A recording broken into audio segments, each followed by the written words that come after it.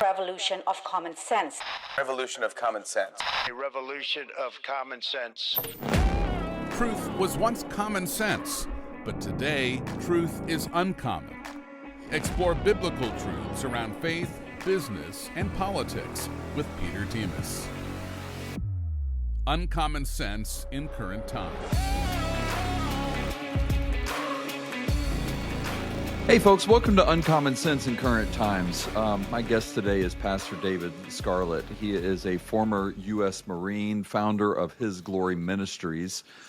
He is the creator of the documentary Battle at the Border, which exposes both the spiritual and national crisis that's unfolding at our southern border. He has a vivid on-the-ground footage and prophetic insight on it. So Pastor Scarlett shows that the chaos at the border is not just a political issue. It's a deeper spiritual war that is happening right now for America on it. So, Pastor, thank you so much for being on the show. I appreciate you being here. Well, Peter, thank you for having me. It's a pleasure. So you know, I know you're based out of Ohio and in Texas, but obviously you're in Ohio. It's far from the border itself. So what makes you say, hey, I need to do something on the border? I mean, I mean, the biggest problem you have in Ohio is people from Michigan traveling to you. So, so what you plan on? Where did that come from? How did that start? Well, we reach so many people on His Glory. We reach about 25 million people in every country of the world. And we have generals and people like Sheriff Lamb that are friends and we know. And we did a documentary in Texas first. And then I was called to do a documentary in Arizona about the border crisis. And I spent a day with Sheriff Lamb, literally riding through and picking his brain of what he experiences every day. Sheriff Daniels as well on that trip. And uniquely enough, I went back to the sheriff in Ohio, as you mentioned, and I said, what are the biggest problems that you're experiencing in Ohio? He said they're number 2 in human trafficking, the state of Ohio at the time. Number 2 in fentanyl. And I said to him, so these are your 2 biggest issues are human trafficking and fentanyl. Where's it coming from? And he gave me a look, he was puzzled. He didn't know. And I'm like, it's the southern border. They're coming through the southern border. So even though you may not live in Texas or Arizona or a border state, it's impacting all 50 states because they're taking these humans and these children and these drugs into all 50 states. I don't think a lot of people realize. So I'm in Murfreesboro, Tennessee, which is right outside of Nashville, and we're a day's drive from 75% of the U.S. population. And so we're a stopping point for a lot of the human trafficking that happens in this general area. But that's because everything on the East Coast, there's so much, because in order to have human trafficking, in order to have fentanyl, you have to have a market, and the market is the East Coast. Yep. And I don't think people realize how many people are here and how many people are wanting a lot of that stuff that's coming across that border. What was it that made you say, I got to get involved. I got to do something besides just kind of complain about it in my backyard. I need to get to kind of the source, the root of it. What made you want to do that? Well, I had a family member that was impacted by fentanyl, addiction and fentanyl. And we prayed for her to come home for a long time, and praise the Lord, it finally breakthrough came. And she came back to join us about 2 years ago here in Texas. But, a friend of hers had an overdose outside of Cleveland and almost died. Paramedics had to bring her back, and it's because of the fentanyl. It's not the type of drugs that used to be 20, 30 years ago. These are so lethal that they can just kill somebody. And everybody watching this either has a family member that's gone through this or somebody they know with this fentanyl. We've lost more people with fentanyl than we have all the wars combined. And that's exactly what it is. It's a spiritual war from Satan to bring these drugs in and the trafficking of our kids. The same cartels do it. Humans are even more valuable to the cartel because you can traffic them multiple times. Once you use the drugs up, you have to bring more drugs in. With a human, you just keep doing it over. That's why they're both so important to the evil cartel. But we have to expose this and where it's coming from and how our government was involved on allowing this to happen at the southern border. And so we went to the southern border and we watched from our very own eyes. We got video cameras seeing how the fentanyl comes, how sheriffs like Daniels and Lamb have to deal with it on a daily basis, how bad their hands were tied behind their back, how they couldn't talk to the Border Patrol. They literally had different communication mechanisms instead of being on the same page. They would go out and get walkie-talkie systems so that they could communicate. Oh, wow. It's absolutely, so it was done on purpose. That there was high-level people came in, and it's treason of the highest level, because we're going to find that there was sitting people in the deep state that were behind this. And what should concern everybody, obviously, human trafficking. When you see a child come across, and what we saw is that 60% of the children coming across the border did not match the people bringing them across. That means they were not related. Joe Biden did away with the DNA the DNA testing that was done under President Trump. So you didn't know who these kids belonged to. And it was sad to see these kids come across the border lifeless, that they drugged them up so much so that they wouldn't scream, so the cartel could get them across the border. See the different wristbands with colors based on how much money that was making the cartel. Oh, wow. It's just, and then one of the saddest part, or the other part, is the terror mechanism to it. We know Tom Homan brought this up last week, that 2 million what he called getaways that are the worst of the worst. They're terrorists. We know Hamas and Hezbollah have come across the border. They're waiting for the Ayatollah to give a signal, and here we are with Israel attacking Iran, waiting for the Ayatollah to say a calm to have terror cells in our country. Again, the top 40 cities have Hamas and Hezbollah in there ready to go. We saw Middle Eastern men come across the border. We saw Chinese men, Russian men, not coming with families. They were all military-age men coming across the border, and it was orchestrated. They were on apps. They knew exactly where to go. They knew what their rights were. They knew how to get a lawyer. They knew how they could get funding. They knew how to get an iPhone, how to get employee or benefits from this country. But the most disturbing part that I saw is an arrogant woman allowed us into a meeting. It was a Christian NGO. And in that meeting, I still could not believe what I saw. If it wouldn't have been on camera, I probably wouldn't have believed it myself. Bragging how she is taking these humans and sending them all through the United States, billing the U.S. government on taxpayer dollars. And our government is wiring funds to this Christian NGO to traffic humans throughout the United States. I know those Christian NGOs. I interviewed somebody who was a former Border Patrol agent. I cannot remember his name off the top of my head now, but he also did a documentary that we looked at, and I was shocked at the volume of Christian NGOs that have participated in it in multiple levels, especially for the children trafficking piece of it. But the question is it was clear. It's clear to me that when you're looking at something like this goes beyond gross incompetent, because there was an intentionality behind it, and there's too many things to ignore it. I mean, it becomes reckless to such a disregard that it has to be intentional. So when you're at this point of intentionality, where's that coming from, and what's the purpose of it? Do you have what's your theory on the purpose of that? Well, I had a theory, but that theory is not a theory anymore. It's become proof. Right. This was not accidental. These were not incompetent people. Joe Biden's regime was not incompetent. This was done purposely. There was several purposes to it. The first purpose was to have a voting mechanism come in, to have a one party system forever. That's why you hear stories about, this is why this Doge was so important. We wouldn't have known this stuff if Doge wouldn't have come into play. That U.S. aid and our taxpayer dollars were funding these NGOs. Social Security benefits given to illegal aliens and giving them false Social Security numbers, putting them on Social Security disability for life, giving them iPhones. I witnessed iPhones given to people, $1,000 iPhones to every single person that was processed through Texas airplane. I flew from El Paso during our Texas documentary, from El Paso to Dallas. I was the only citizen on that flight. There was 40 people on that flight. I counted them. 39 were illegal aliens, all had brand new iPhones, and they all got the best seats, and they went all over the country, and that was orchestrated. So the number one was to have a voting system that they would never get President Trump or any Republican back for that matter. And two, I think it was much more sinister, that it was treason at the highest level to destroy our country from within. But but to do that, they're destroying themselves.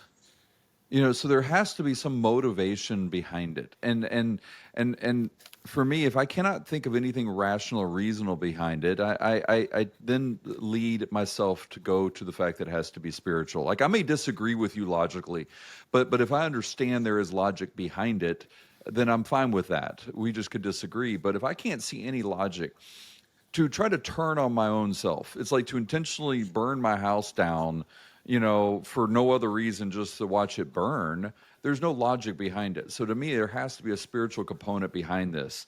Is that where you've kind of drawn this conclusion through this through the documentary and through your other works that you've done? Well, there's no question they're spiritual. I mean, when you do that to children, I mean, the children are God's most precious creation. They're so innocent.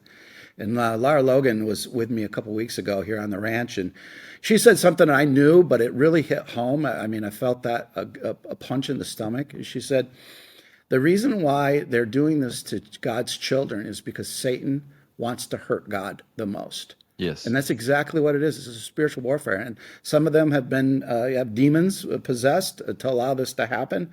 But when you go after God's chosen children and you do these kind of things and worse to these, this is the worst of the worst. And if Americans can't stand up for the children and the drugs that are coming in and the trafficking of just these innocent children, the other spiritual component I saw in Texas that Arizona sheriffs didn't see at first. In Texas documentary, I saw when they come across the border, they would keep their Bibles on the other side, their rosaries on the other side. Some of the cards they may have of a particular Catholic saint, they would keep on the other side.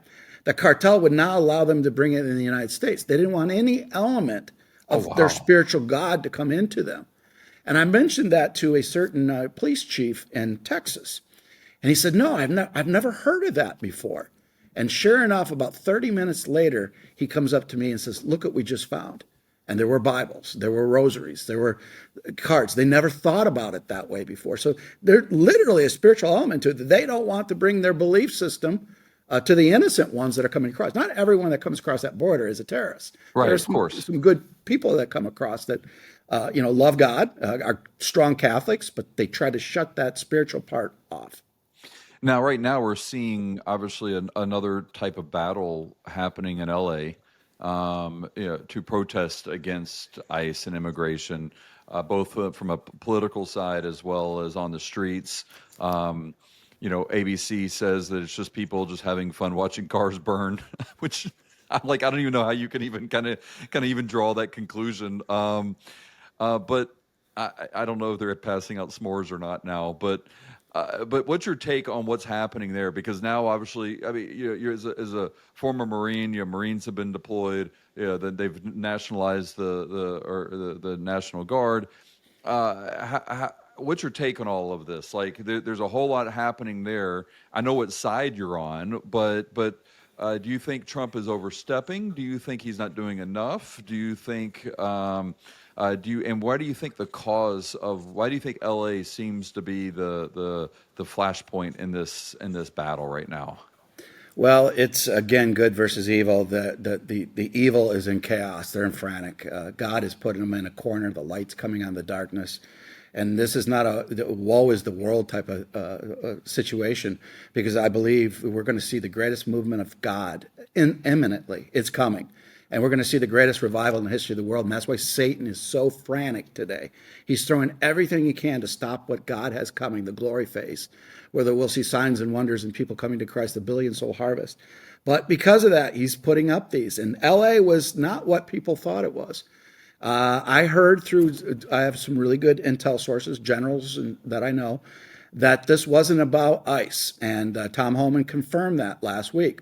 This was a bigger raid on a RICO charge that they have. I also know that Jerry Nadler's office was not an ICE raid either.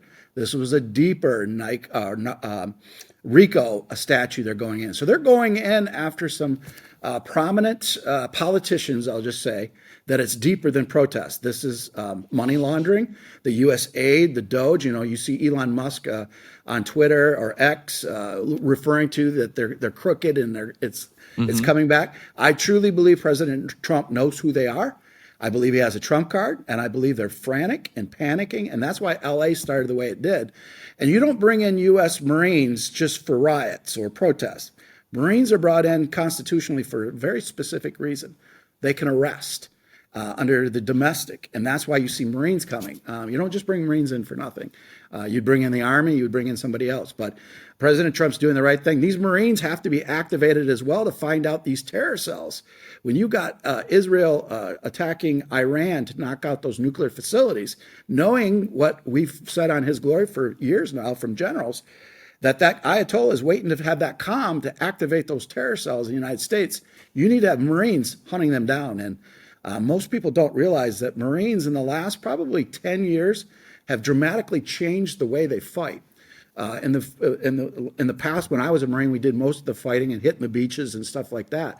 Well, that type of warfare is over now. They've trained more building to building in big cities to go out and take out terrorists, to take out things that we're looking at today. So that I believe that's exactly what the Marines are brought in for. Yeah, and I guess that's part of the question too, because obviously modern warfare is not.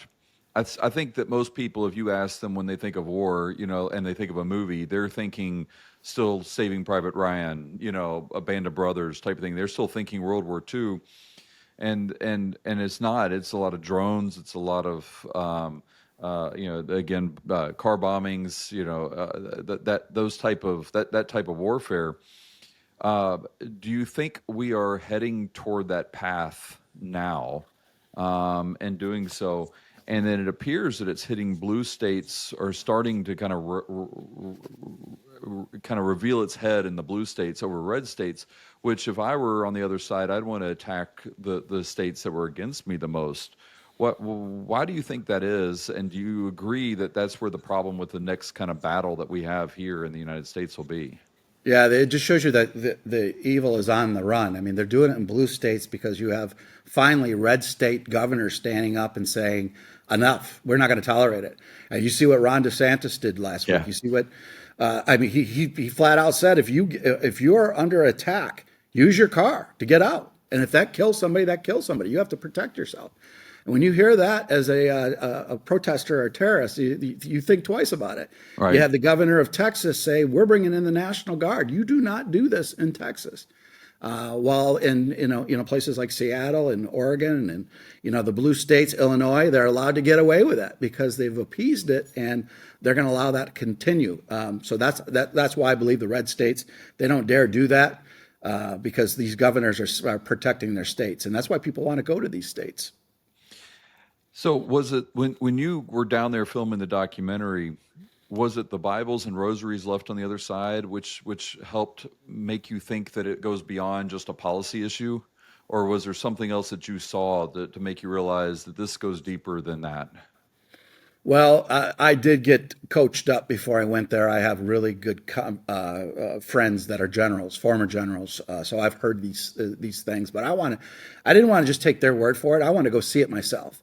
Right. And, when you hear about military-age people coming across the border, okay, until you see it yourself, it's all orchestrated. Until you see it yourself, see the app, how they're doing it. And at one time, it was so ironic, one of the police chiefs said, they're going to come right there, and there's going to be about 500 of them coming at this exact spot in 20 minutes. And sure enough, that's exactly what happened. Really? They had an app that told them everything to do, where to go, how to get here, what their rights are, how to get a hold of an attorney. You saw people coming from the other side from these NGOs, give them water, give them food, give them pamphlets. This is what you need to do. It was all orchestrated. I saw it in the airports where, as I said, I flew from El Paso to Dallas. 40 people on that flight, 39 of them were illegals. I'm the only one that went through the check by TSA and got checked. The other 39 were not even checked, and they're illegals. And they had these packets. and phones and all their benefits right there and addressed to go to various different places in the country. So where's the church, especially in those border cities, those border states? Where's the church in all this? Like, why is the church not speaking up? Why aren't they saying more? I mean, you have the Christian NGOs that are helping to perpetuate evil. Where's the church standing up and saying, no, we need to stand for righteousness? Well, the church is in three different categories right now, and that's why God is judging the church as we speak. You're hearing scandals in the church. You're going to hear more because he's exposing it. We all want revival, and until you get to revival, you have to get on your knees and repent, and that starts with the house of God. That's the church. So you have the churches like we saw that are part of it. I mean, pure evil in some of these churches. No ifs, ands, or buts. We're hearing stories where witchcraft is coming into prayer teams. Some of the largest prayer ministries that you've heard have witches in their prayer teams. You just can't make that up. But those are being exposed. The biggest problem has probably been our own government, the church versus state, getting pastors that believe that they're not supposed to talk about world events, so they become silent at the pulpit. And that's the biggest damage. You read the book Bonhoeffer by my friend Eric Metaxas. That's exactly what happened in Germany. They stood silent until the evil came. And when evil came, it was too late. And that's why God is saying that the church, if you're on the fence, Satan owns the fence. And he's shaking those that are off the fence. You're either all in for him or you're all out. But when I even those that are recognizing the problem and they're speaking out, my pastor is very bold. He speaks out a lot. And my son was come home. It was his first semester home from college. It was a few years back.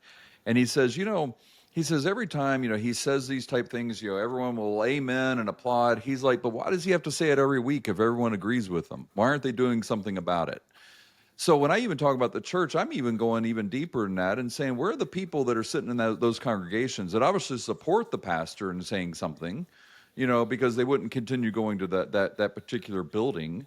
But where are they? Like, why are people so scared to speak out and speak up about these type of things? Because we've been intimidated. Look at COVID-19. Look how they shut people down. They shut the church down. You have a marijuana facility. You'd have alcohol facilities that were allowed. Right. But the house of God, they were shut down. And, too many pastors have stayed silent and allowed this evil to come in. And, if you say the truth as a preacher of the gospel of Jesus Christ, you're going to be attacked. And they don't want that attack. Let her be, to keep the tithing coming in, kumbaya. And, yes, Jesus is kumbaya, but he also told us that we would have a sword and we'd have to protect ourselves. And they don't like to talk about that part. But, the churches that do, there are a remnant of pastors. A lot of them, believe it or not, are my friends. I kind of like those fearless pastors. But their churches have quadrupled since by standing the truth. If you stand up for truth, yes, it's going to cost you everything. But it cost Jesus everything, too. He died on that cross for us. And who are we not to stand for Jesus? His disciples, every one of them died for him. Because you don't die for a lie. And we've lost that. We've got too complacent in America and Canada that we would have to go to do prison ministry or be attacked. Just in being a Marine, I never got shot at the entire time I was a Marine. But being a pastor, there's been at least 7 attempts on my life in the last 4 or 5 years. Wow, that's unreal. I need you to say that one again because you said you as a Marine. How long were you in the Marines? I was in the Marines 3 years. You're in the Marines 3 years, and zero bullets went your way. 0 bullets. And you said how many times now as a pastor? At least 7 times they have tried to take me out, whether it be by a drone, poison, or even one attempt in California where a hit team of rifles. So for your average person out there, they hear that and they're going to be like, well, I don't want to say anything. Why would I want to do that? What do you say to them? What do you say to those that are too scared to speak out? And I think fear is I mean, they could be a fear of bodily harm, but they can also be afraid that they are going to lose their home, lose their job, lose their wife, lose their family and friends. I'm not being invited to the Christmas party anymore, whatever it happens to be. What's your advice to them? And I want you to say, what's your advice? What's your directive to them? You follow the precepts of the Most High God. If you're called to be bold, you be bold. He died for us. Who are we not to be lose everything? I've lost everything. The reason I became a Marine, or I was a Marine, and then I was a director of 3 Fortune 100 companies. I died. I went to heaven. I experienced heaven. And he sent me back to start a ministry called by his name. So I don't fear death because I know where we're going when this is over. But until he takes me home to my final destination, I'm laying it all on the field for him. Not for me, for him. And if we have more people like that in the remnant for Jesus Christ, no matter what the cost, evil would be gone in days. So do you think then, when we're looking at it, I mean, obviously you're attacking the problem of the NGOs, you're attacking the problem of incompetent or evil government officials that are hiding it and allowing this to happen. You're attacking the cartels.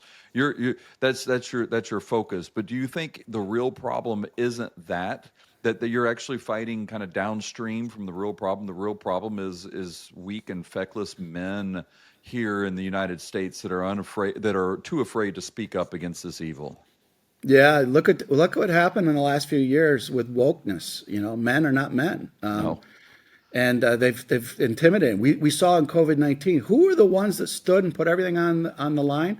It was the mama bears. The mama bears were the ones in the schools that came out. The whole time was fathers. Yesterday was Father's Day, and fathers need to come back into the home and become the spiritual leaders of the household. And they have to take action and protect their family in the name of Jesus and be that spiritual leader in their family. We've lost that. And part of that is because of the conditioning through the media over the years, lessening the load of what truly man's role is. God created man in his image to do a certain thing, to be the spiritual leader of the household. And he created a woman for another thing. We need to be together and know what our roles are. And now Satan wants to confuse those roles, change those roles. A man's not really a man. He could be a woman. A woman can be a man. They can go into any, and the man's just kind of like, we've gotten that wokeness. Instead of men need to be men and say, no more. I'm standing up for truth. I'm protecting my family. And no matter what the cost is, I will be the spiritual leader of my family because that's what God called me to do. So people want to find out more about this topic. They want to find your documentary. They want all of this stuff. Where do they go? How do they find out about this stuff and what you're doing? HisGlory.me. That's our 24/7 broadcasting. We are a TV network. We also are going to be launching .tv. So it's HisGlory.me and HisGlory.tv. .tv is going to be, we're bringing the sites together. So you just go to one spot.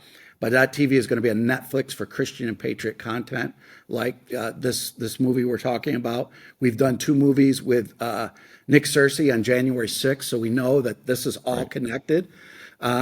We've done a lot with Lara Logan. She has her shows on our network. She's done January 6th, and Going Rogue by Lara Logan is on our network as well. So everything at .me and .tv, and you know, one minute I might be having an interview with General Flynn or Eric Trump. The next it might be a doctor exposing what's happening, like a Dr. David Martin, how bad this bioweapon has been and when they planned it. And the thing is, it's all connected. Everything you see is connected. Ukraine, the border, all of it is connected. And Satan is trying to destroy America because America is that light on a hill. Satan knows that we're blessed by God and we do what we're supposed to do. We're going to be that beacon of light to the world to bring in that billion soul harvest. And he knows time frames, and he knows that outpouring is coming, and he's throwing everything he's got it right now. The question is, are you going to stay on the fence, or are you going to get in the game for Christ? And that's, Satan owns the fence. We got to get off the fence and be all in for him. What's the worst they can do? Kill you. I've been to heaven. Heaven is beyond anything you can ever imagine. And when it's time to go home, you people are going to love heaven. You know, I say in Revelations, it says that you cannot buy or sell goods, you know, unless you have the mark of the beast. So if you're unwilling to give up 10% of your sales or 10% of something now, how on earth are you going to give up 100% later, or teach your children how to do it later? It's such an incredible, when I see men and talk with men like you, it's such an incredible encouragement to those around us, to help those, to say, hey, it's not just like what I'm seeing around me at the schools or whatever, that I need to stand up and speak out. So I thank you so much for all you're doing. from your show to speaking out and doing stuff like this documentary and exposing what Satan is doing to our country. And so I thank you so much for doing all of that. Well, thank you. There's more of us than them. They've lied to us to think that we're the minority. Right. We're not. We're the majority. And once we discover that, we get around like-minded people. Iron sharpens iron, and that's what we have to do. We got to be around prayer warriors. We got to be around people that are literally going to give it all to change. And once you're around a bunch of people like that, you feed off their energy. You feed off the Holy Spirit. And then we're on a mission that nobody can stop because it's done by God. Amen. Well, thank you so much again, Pastor. I appreciate it. And I know you got some travel, so I hope it's all safe and very effective this week. Thank you so much. God bless you, and thank you for having me. Thank you.